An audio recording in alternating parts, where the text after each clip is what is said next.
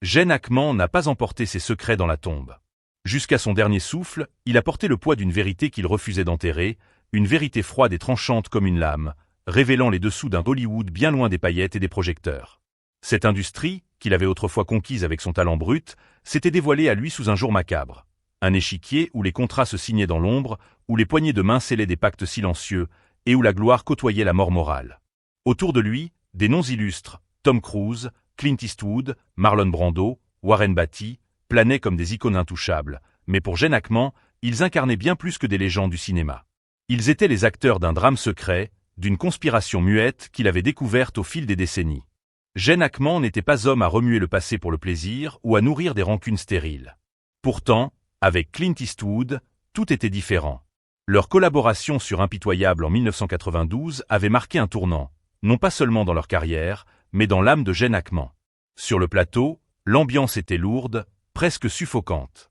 Gene Hackman y incarnait Little Bill Daggett, un shérif brutal et complexe, un rôle qui exigeait une intensité émotionnelle rare.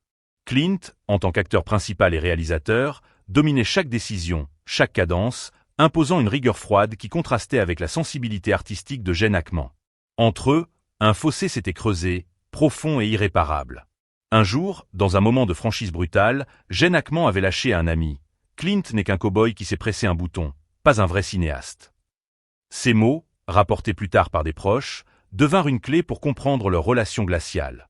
Pour Gene Hackman, le style de Clint, mécanique, dénué d'empathie, n'était pas du cinéma, mais une simple mise en scène utilitaire, où les émotions des acteurs servaient de pion, jamais de cœur. Mais le conflit ne s'arrêtait pas à des divergences artistiques. Des années après Impitoyable, alors que Hackman s'éloignait peu à peu des écrans, des rumeurs commencèrent à circuler, des murmures qu'il alimentait lui-même lors de soirées arrosées avec ses intimes. Il parlait d'une liste noire, un dossier qu'il avait constitué au fil du temps, un recueil de noms, pas des stars déchues par le scandale ou l'échec, mais des talents prometteurs, des réalisateurs et acteurs soudainement effacés d'Hollywood. Selon Hackman, ces disparitions n'étaient pas fortuites.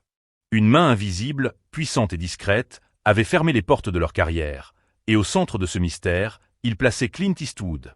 Sans jamais l'accuser publiquement, Hackman n'était pas imprudent. Ses notes manuscrites, retrouvées après sa mort, laissaient des indices. Clint, avec son influence tentaculaire, ses connexions et son statut d'icône intouchable, n'était pas qu'un metteur en scène. Il était un gardien, un maître du jeu qui décidait qui pouvait briller et qui devait s'éteindre. Pour Hackman, Hollywood n'était pas un rêve doré, mais un champ de bataille où Clint jouait toujours le long terme. Cette liste noire, jamais publiée, hantait Hackman jusqu'à ses derniers jours.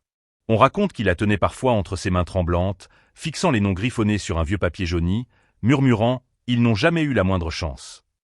Ses yeux, lorsqu'il évoquait Clint, trahissaient un mélange d'impuissance et de colère contenue. Il savait que son propre silence, qu'il jugeait tantôt juste, tantôt lâche, avait aussi contribué à perpétuer ce système cruel, tapi dans les coulisses où les flashs des photographes ne pénétraient jamais.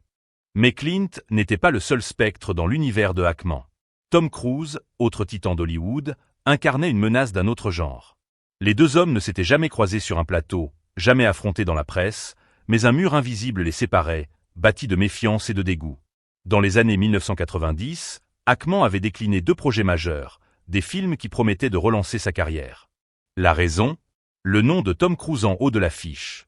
Cet enfant missionnaire est le plus dangereux d'Hollywood, avait-il confié à un collègue, une pique visant la scientologie, cette organisation que Hackman voyait comme une toile d'araignée étendue sur l'industrie. Pour lui, Cruise n'était pas qu'une star de blockbuster. Il était une extension de ce culte, un pion et un gardien à la fois, protégeant un réseau de pouvoir basé sur le contrôle et la peur. Une nuit, lors d'une soirée à Malibu, Hackman, un verre de whisky à la main, avait lâché dans la foule « Hollywood est dirigé par une secte, et nous les laissons tout contrôler ». Quelques jours plus tard, des appels anonymes avaient commencé, des voix graves, des mises en garde murmurées « Fais attention à ce que tu dis, Hollywood entend tout ». Hackman y voyait la marque de la scientologie, un système où les secrets des stars devenaient des armes, et Cruise, un symbole de cette emprise. Warren Beatty, autre figure incontournable, avait aussi croisé la route de Hackman, mais leur amitié s'était brisée une nuit de 1984. Lors d'une cérémonie prestigieuse, Hackman avait surpris une conversation qu'il n'aurait jamais dû entendre. Beatty, entouré d'hommes en costume sombre, discutait calmement d'une star accusée de dérapage. Avec une froideur glaçante, il avait suggéré de régler ça discrètement.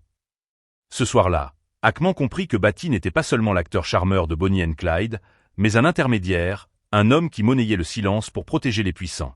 Des années plus tard, des notes de Hackman révélaient une liste de noms, acteurs, réalisateurs, politiciens, dont Batty avait couvert les turpitudes. WB savait tout et il a tout encaissé, écrivait-il, une accusation tacite contre cet empire de secrets. Marlon Brando, enfin, restait une énigme pour Hackman. Génie incontesté, Brando était aussi un témoin silencieux des ténèbres d'Hollywood.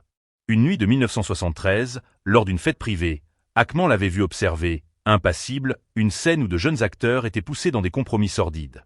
Brando n'avait rien dit, rien fait, se contentant de fixer la scène avec des yeux fatigués. Pour Hackman, ce silence était une trahison. Il apprit plus tard que Brando avait envisagé un mémoire explosif, une nécrologie non écrite, qui aurait révélé ses horreurs. Mais en 1982, son bureau fut saccagé, ses documents disparurent, et Brando se mura dans le silence. « Ça ne vaut pas la peine de mourir pour », avait-il murmuré. Hackman y voyait la preuve d'une menace venue des ombres. Jusqu'à sa mort, le 14 mars 2025, Jean Hackman garda ses secrets, ses listes, ses vérités.